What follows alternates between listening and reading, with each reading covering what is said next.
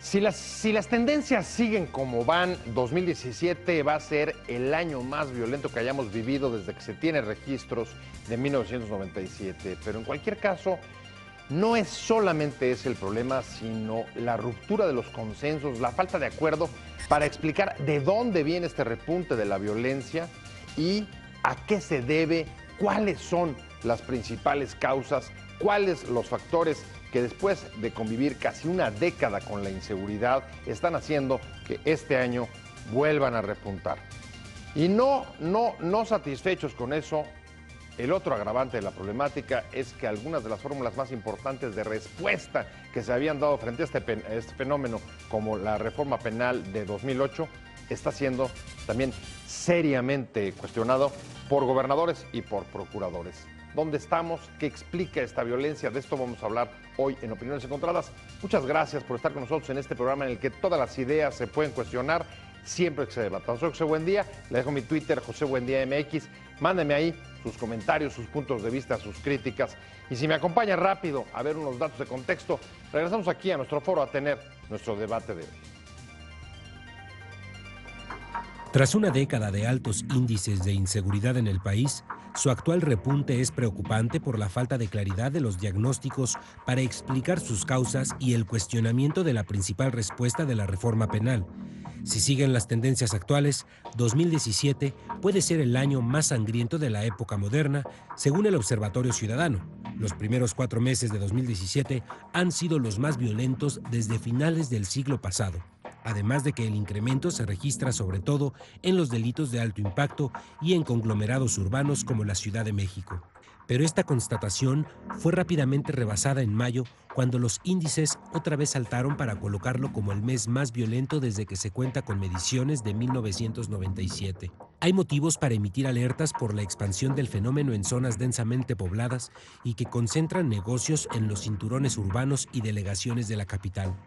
Ante ello, diversos gobernadores y procuradores tratan de explicar la situación y señalar a la aplicación de la reforma penal como causante de repunte de la incidencia delictiva, cuando el cambio de modelo en la justicia es de 2008, la principal respuesta a la criminalidad en el país, y ahora está cuestionada. Ministros de la Corte y defensores del nuevo sistema penal advierten que sería grave pensar que una contrarreforma pueda suplir las deficiencias de policías y fiscales para construir las acusaciones y de jueces para impedir que los delincuentes abusen de las garantías procesales en un perjuicio de las víctimas. En el país, no solo existe un grave deterioro en los niveles de seguridad, sino que este 2017 será el peor año comparado con 2011, afirmó el director de la organización no gubernamental Semáforo Delictivo, Santiago Roel. Indicó que la estrategia de seguridad ha sido un fracaso rotundo y afirmó que es muy peligroso insistir en más de lo mismo, porque es una estrategia fallida. La CONAGO alista una serie de reformas al Código Nacional de Procedimientos Penales para modificar la operación del nuevo sistema penal acusatorio, afirmó su presidente Miguel Ángel Mancera. El también jefe de gobierno de la Ciudad de México indicó que, de ser necesario, también se plantearán modificaciones a la Constitución política con la finalidad de optimizar dicho sistema. Mancera aseguró que la preocupación por el nuevo sistema de justicia penal es generalizada, ya que la liberación de reos cuyos delitos no son considerados como graves en la Constitución será no solo en la capital, ya que la interpretación de la Suprema Corte es aplicable para todos los estados de la República. La violencia, desde luego, es un asunto que nos preocupa. Lo que no estoy tan seguro es si nos ocupa no a mí, sino a las autoridades responsables de enfrentar en la última década la inseguridad que ha permeado en el país y que lamentablemente este año ha experimentado importantes repuntes que pueden convertir 2017 en uno de los años, o quizá el año más violento desde que se tienen registros de 1997. Pero más allá, digamos, del titular, lo importante es ¿y a qué se debe? ¿Cuáles son las causas que están generando esta nueva espiral de violencia en el país? De eso vamos a hablar hoy en Opiniones Encontradas. Muchas gracias por estar con nosotros y arrancamos directo, y me da mucho gusto que esté conmigo Erubiel Tirado. Erubiel, como siempre, especialista en asuntos de seguridad nacional, ya lo conoce, ha estado con nosotros en varias oportunidades, además nos trae unos materiales muy interesantes que ahora le mostraremos. Erubiel, gracias. Gracias a ti, Hugo. Como siempre, un placer Muchas tenerte. gracias. Y también me da muchísimo gusto que esté conmigo hoy aquí Doria Vélez, que es la directora de investigación del Observatorio Nacional Ciudadano. Ustedes son los que, creo que ustedes fueron los primeros, si no me equivoco, en decir este año hemos tenido el más violento arranque de los primeros 4 meses. Rápidamente fue rebasado en mayo por el mes más violento, es de 97, y apunta esto a que cerremos 17 como el más grave, ya en términos anualizados. ¿A qué se debe? Cuéntanos. Pues en primera instancia creo que es importante destacar que se debe a que las autoridades realmente no tomaron con seriedad el problema de seguridad. Cuando comenzamos a ver una ligera disminución del homicidio alrededor de 2014, 2013, absolutamente todas las autoridades echaron las campanas al vuelo diciendo que el problema de seguridad había sido resuelto, cuando realmente nunca hubo un diagnóstico serio y objetivo que efectivamente te probara que los homicidios no iban a volver a incrementar y que finalmente las políticas que tú habías implementado habían sido las adecuadas. No, pero aún así había que matizar. El punto es que sí estaban bajando los homicidios, pero veníamos de tasas muy altas. O sea, aún con esa disminución de la que echaron las campanas al vuelo las autoridades, teníamos tasas altas. Sí, Entonces, sí. ese es el punto. Es decir, aquí lo que... En el mejor de los puntos, digamos. Lo que hay que destacar es cómo es que nos mienten con la verdad, ¿no? Sí. Estábamos peor y ahora estamos menos peor, ¿no? Ahora, ¿coincidirían, tendrán el mismo diagnóstico? Aquí de lo que se trató fue, digamos, de omisión o de, para decirlo en términos coloquiales, que después de alcanzar, digamos, una reducción de los altísimos niveles de los últimos años de Calderón, 2011, que era como el hito, y de a partir de eso sí se logra una ligera mejoría, las autoridades se tiraron a la hamaca, la coordinación que había anunciado Osorio al inicio de la ventanilla única. Se tiraron a la hamaca y dijeron, bueno, ya lo logramos. ¿Coinciden en eso o son otros factores lo que explica? Pues por un lado es omisión y otro, nunca se trató de entender bien qué estaba pasando alrededor del homicidio doloso. En el observatorio realizamos un estudio titulado Homicidio, una mirada a la violencia en México, donde nos dimos a la tarea de analizar el comportamiento histórico de este delito, y lo que encontramos es que había por lo menos 10 entidades federativas en donde esa disminución que comenzamos a observar no se veía que esa fuera a continuar permanentemente, es decir, no había ningún elemento que te permitiera afirmar que los incrementos que habíamos visto alrededor de 2011 no iban a volver a suceder. Y este es tan solo el caso de Chihuahua, donde fue una de las entidades emblemáticas, ¿no?, durante la administración del presidente Calderón, cuando comenzó a haber ese repunte de violencia. Se encuentra Sinaloa, que realmente nunca ha abandonado esos sitios, y me parece que igual desde las autoridades sí se comenzó a ver una disminución del delito, pero como que dejamos de tener presente que esas entidades continuaban siendo un foco rojo. ¿Estamos hablando de 10 entidades o el asunto es municipal?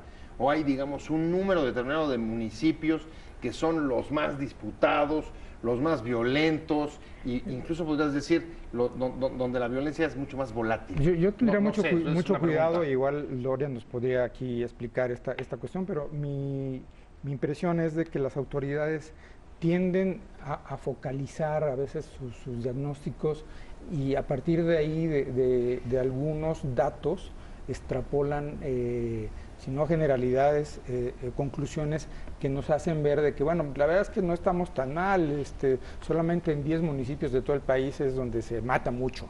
Sí, bueno, en el último plan del secretario de Gobernación eran 50, ¿no? Tú me corregirás.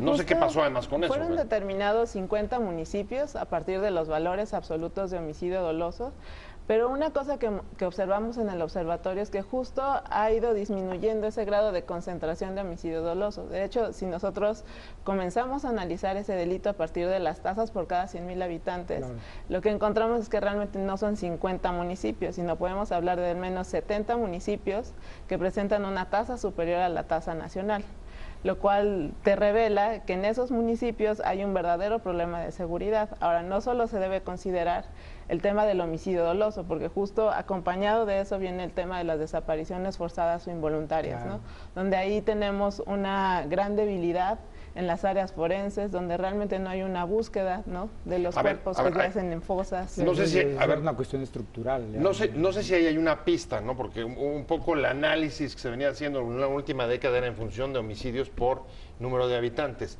Y hay muchos otros delitos, ¿no? Secuestro, extorsión, desaparición forzada, bla, bla, bla, sí, que te pueden, digamos, potenciar una situación o un clima de violencia mucho más allá el problema, y seguramente también el observatorio lo ha ido puntualizando, es decir, hablar en frío simplemente del homicidio doloso, no podemos distinguir de esta tipología o fenomenología de la muerte en el país, cuánto o qué proporción se debe a la acción del crimen organizado del narcotráfico y cuánta se debe a la violencia ordinaria, digámoslo así, entre comillas, que se puede esperar en conglomerados urbanos, urbanos-rurales, etcétera, etcétera, ¿no? Esa cosa que los criminalistas saben muy bien y los sociólogos.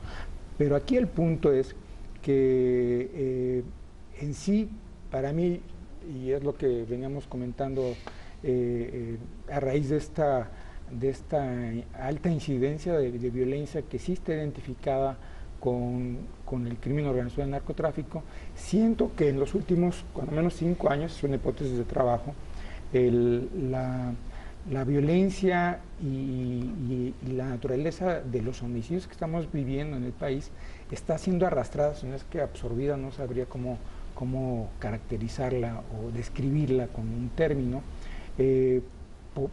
por esta situación. Por eso esta cuestión de traer estas gráficas de cómo estaba, por ejemplo, el país dominado por la distribución de la acción de cárteles de la droga en 2010 y en 2017, donde se ve exactamente cómo están los corredores de dominio y de trasiego, y que además, si lo cruzamos esta información con la incidencia de fenómenos como la trata de personas. Creo que podríamos poner las gráficas. Brian, creo que podríamos subirlas para que el público las pueda ver mientras va hablando. Y podemos notar esta cuestión. Yo lo planteo así como una idea, una hipótesis en ese sentido. A lo mejor hasta antes de, no sé, hace 10 años quizá, o un poquito antes, podríamos todavía analíticamente diferenciar la violencia y los homicidios con esta cuestión de que pues, unas son sí directamente asociadas con esta disputa entre cárteles o los operativos policíaco-militares, etcétera, etcétera. Pero ahora esta fenomenología está como cambiando, transformándose, y ya no tenemos un norte como para poderlo distinguir, o esta ambigüedad se hizo más pues más evidente, ¿no? No lo sé. O sea, a ver, lo que tendrías, voy contigo, Doria, es, a ver, las gráficas, por cierto, la fuente es la BBC, antes de que me regañe Urubiel por no dar las citas. Pero, a ver, lo que tendremos es, a ver, una reconfiguración de los cárteles y una mayor presencia en el territorio, a la vez que una mayor fragmentación del número de ellos. Y en ese mismo contexto, digamos, también una mayor volatilidad del delito. No sé si esa es la palabra, pero se me ocurre decir que ya no solamente es un tipo de delito de alto impacto, sino hay una violencia asociada cuando empieza a presentarse incluso esta transformación. La razón institucional es que si no hay control por parte de las autoridades, los 3 niveles de gobierno, en un ámbito determinado y en un momento determinado, pues obviamente todo se dispara. Si en esa área determinada confluye la actividad del crimen organizado del narcotráfico, obviamente la delincuencia común también encuentra un momento propicio para manifestarse y hacer de las suyas. A ver, pues pero si no, asociarse, no pero sé, aquí la sugerencia me parece grande, mucho ¿no? más fuerte. Voy a hacer un crecimiento de la violencia. Nos quedamos con la respuesta de Dolia Vélez del Observatorio Nacional Ciudadano. Bueno, como comentaban, en parte se debe a las debilidades institucionales que realmente, pese a que ha transcurrido casi una década, no han sido subsanadas, ¿no?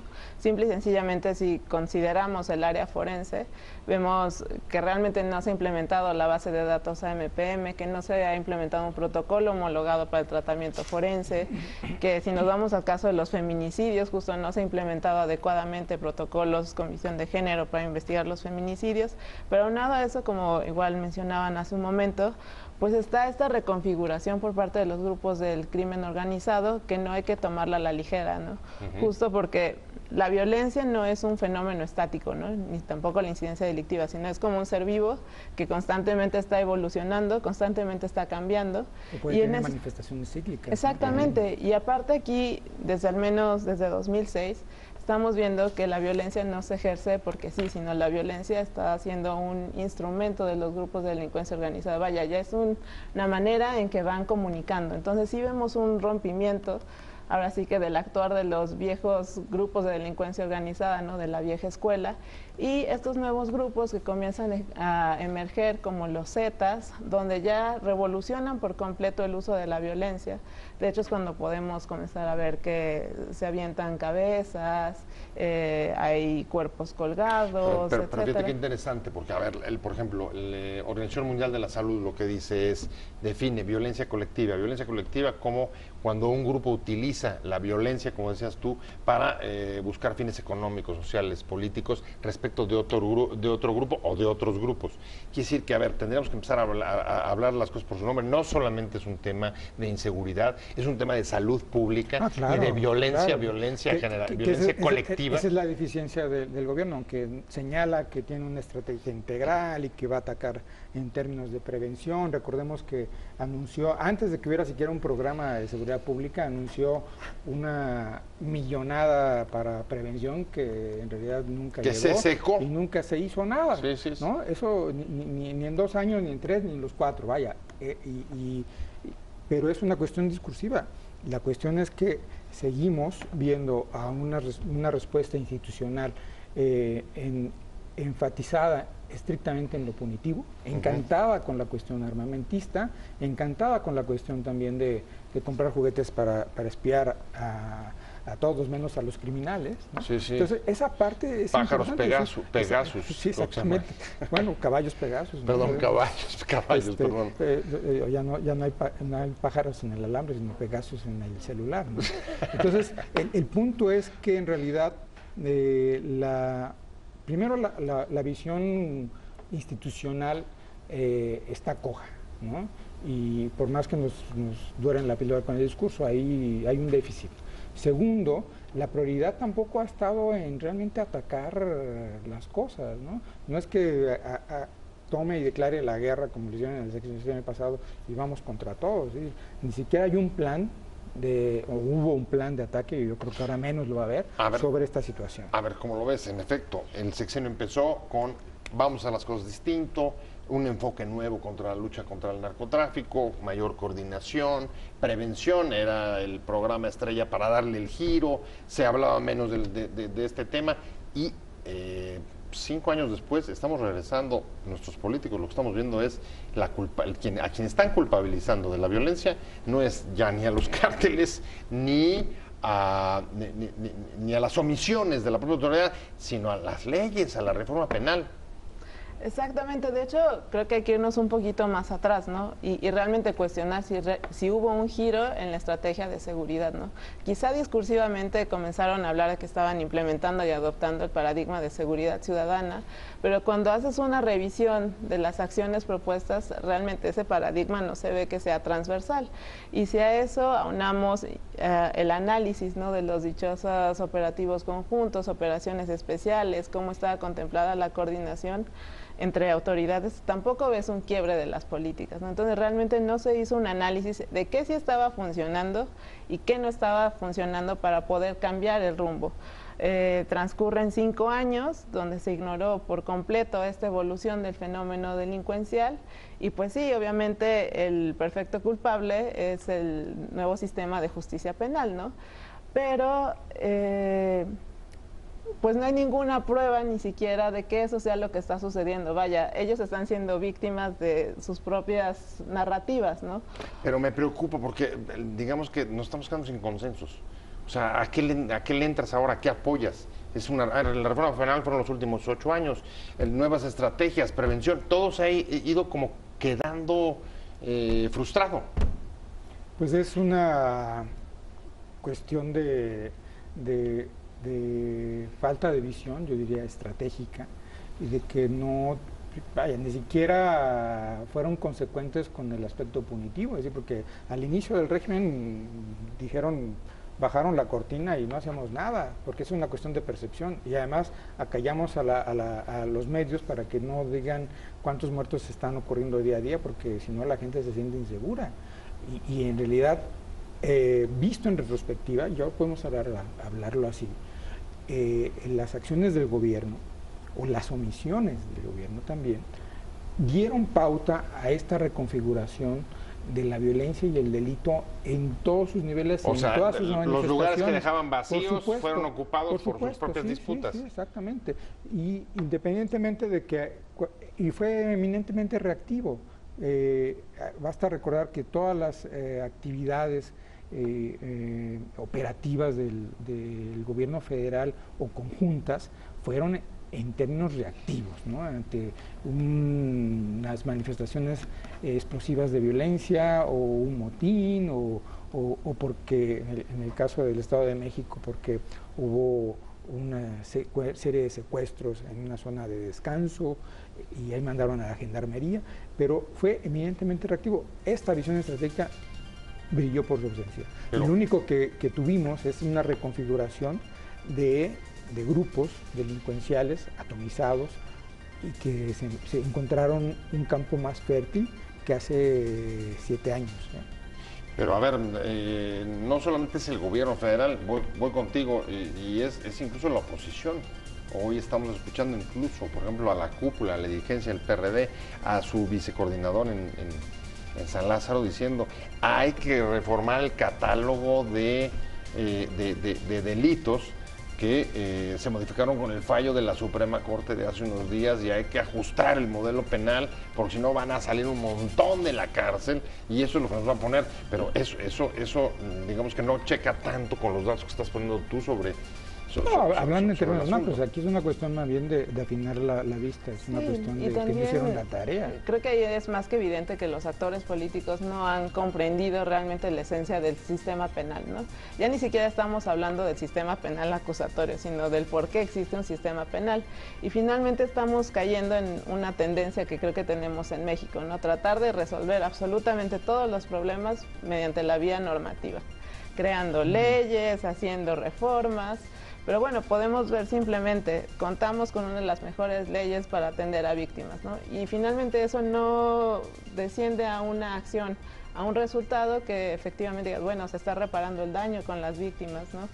Contamos con cuestiones normativas en cuanto a extinción de dominio, ¿no? Pero vemos que realmente las acciones ejercidas en cuanto a extinción de dominio son muy pocas, ¿no? Y que realmente no se están combatiendo, ¿no? Los recursos que tienen, los recursos financieros que tienen los grupos delincuenciales. Eso, ¿no? eso es cierto. Dolia, me quedé contigo y sí hay una tendencia hacia la concentración de la violencia en zonas altamente pobladas y zonas urbanas, ¿no? Municipios muy urbanizados, ciudades. Y el ejemplo, sin duda, es la capital del país, de donde surgió de las principales críticas del jefe de gobierno a la reforma penal. Cuéntanos. Así es, después de un análisis de los principales delitos de alto impacto, lo que uno puede ver es este movimiento de la delincuencia y que justo en zonas que antes eran llamadas como remansos de paz, donde supuestamente el problema de seguridad estaba controlado, pues resultó que no era tal, ¿no? Y comenzamos a ver repuntes de homicidios dolosos, comenzamos a ver repuntes de extorsiones, de robos con violencia. Y bueno, hay algunos casos muy claves, ¿no? Está Colima, está Baja California Sur, pero sobre todo en el caso de la Ciudad de México, ahí es aún más paradigmático porque tenemos autoridades locales que desde hace varios años en primeras instancias están negando la presencia de grupos de delincuencia organizada, ¿no? Cuando realmente esa es una hipótesis difícil de creer cuando uno conoce, ¿no? El movimiento de drogas, de armas que hay alrededor de todo el país y sobre todo cuando sabe uno que es como que la central, ¿no? Desde la cual pueden operar grupos delincuenciales. Y también lo que vemos es que una de las autoridades que justo era de las principales promotoras de este sistema penal garantista, ahora justo es uno de sus principales detractores, ¿no? De los principales que cuestiona, y justo sin ninguna base, sin ningún fundamento, ¿no? En el Observatorio de la Ciudad de México, que forma parte de nuestra red de observatorios locales, justo hace unos meses dimos a conocer un informe sobre la incidencia delictiva y ahí dimos cuenta del incremento de diversos delitos de alto impacto y de las tasas superiores de estos en diversas delegaciones, ¿no? Un claro ejemplo de la delegación Cuauhtémoc, ¿no? Y la respuesta que obtuvimos de las autoridades en primera instancia fue primero cuestionar los datos y decir que realmente eso se tenía que manejar de una manera distinta, considerando la población que llega a circular por esa zona, ¿no? Pero fíjate qué interesante, y voy a retomar lo que estábamos comentando en el intermedio, Uriel, y es, a ver, en este caso también traes cortes que involucran a distintos partidos, tienes distintas autoridades de la delegacional, la jefatura del gobierno, no necesariamente el partido en el poder en el gobierno federal, pero el gobierno federal también tiene que ver con la capital, y tienes, pues eso, distintos niveles de gobierno y distintos partidos. Particularmente la Ciudad de México, yo diría que está atrapada con el cliché de que aquí no hay crimen organizado, aquí no hay delitos de alto impacto, aquí no hay secuestros, aquí no hay desaparecidos, aquí no pasa nada. Cuando en realidad todo está ocurriendo por debajo del agua y cuando se muestran objetivamente, como lo hace el observatorio, señalamientos ponderados, fundamentados, de que esta situación no necesariamente es como ellos nos la están pintando, entonces se molestan, ¿no? Esto no es nuevo, hasta antes que el INEGI hiciera las encuestas de victimización, el gobierno de la ciudad, el antiguo DF, se molestó porque en esas encuestas aparecía la Ciudad de México como muy altos y aquí no era posible. Entonces, movió tal las cosas entre los gobernadores, descalificando la metodología, etcétera, etcétera, para que entonces fuera el INEGI quien lo hiciera, ¿no? Y entonces, a ver, el caso es que siempre están con Fue cuando se la quitaron a Luis de la Barrera. Es correcto, ¿no? Exactamente. Sí. Fue eso, porque no les gusta que les digan que las cosas están mal en la Ciudad de México. Y aquí, como bien apuntas, a todos abarca, ya sean del PRI, del PAN o del PRD, ¿no? En este caso puede haber de Morena, pero están todos en ese sentido con una deficiencia estructural de gestión y de capacidad. O sea,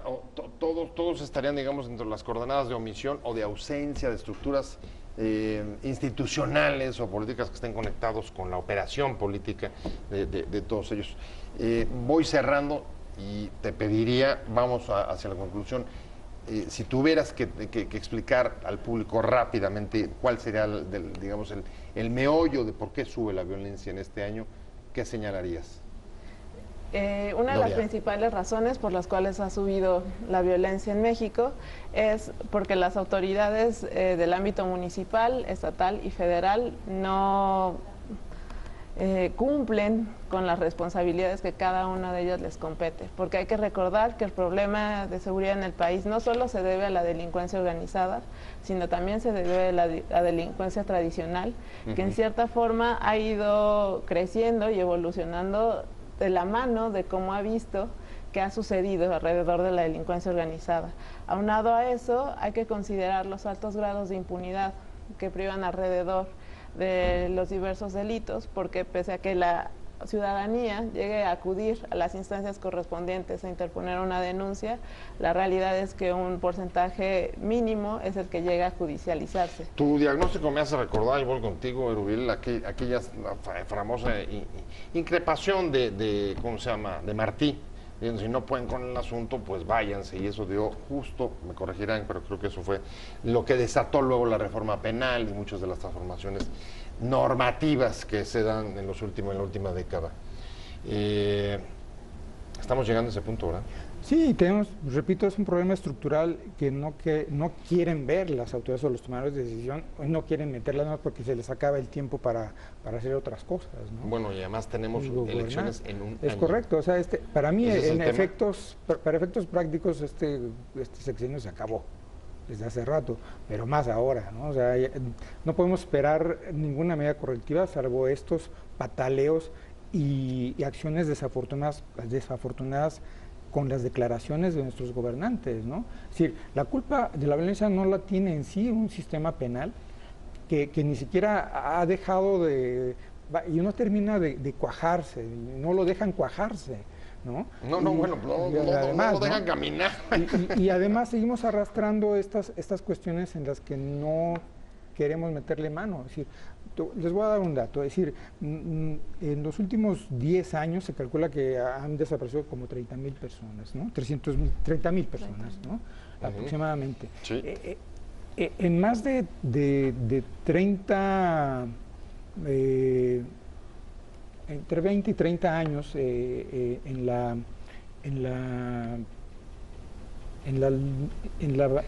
lucha o el conflicto que generó la presencia de Sendero Luminoso en Perú, desaparecieron como 40,000 personas. O sea, imagínate, estamos abajo de un... Sí, pero nosotros lo hemos hecho abierto, en mucho ¿no? menos tiempo. Sí, ese es el punto, es espeluznante. Sí. Y no queremos ver, no tenemos ni siquiera un esquema de protocolos ni de atención, ni de búsqueda, ni de solución. Y la atención de víctimas son realmente meros paliativos. Eso es solamente un ejemplo. Si nos vamos a la cuestión de cómo están integrando el conteo de los homicidios, y si son dolosos o no, y cuáles son sus fuentes, pues estamos todavía peor. Y al final dice a la ciudadanía, como vimos el fin de semana, prepárense porque van a salir 4,000 más. Es decir, pues no sé qué significa prepárense. Sí, es no asumir su responsabilidad y es lavarse las manos, ¿no? Porque, y ante todo tipo de deficiencias, ¿no? Deficiencias desde registro, porque ni siquiera están bien registradas las desapariciones, no están bien registrados los homicidios, no están bien registrados los secuestros, pese a que hemos avanzado durante los últimos años y que somos el país que tiene mejor sistema estadístico, ¿no? Sobre incidencia delictiva. Pero aún así hay una gran tarea por hacer y realmente no vemos que haya autoridades dispuestas a hacerlo, ¿no? Ya me voy. O cuando les dices cómo hacerlo, se enojan. Les agradezco a los dos mucho. Erubiel Tirado, especialista en asuntos de seguridad nacional, muchas gracias por haber venido con nosotros, como siempre, un placer haberte tenido. Y, por supuesto, Doria Vélez, directora de investigación del Observatorio Nacional Ciudadano, un placer también que haya estado con nosotros. Seguimos con el tema. Gracias a ambos, pero sobre todo a usted por haber estado con nosotros en Opiniones Encontradas. Nos vemos mañana.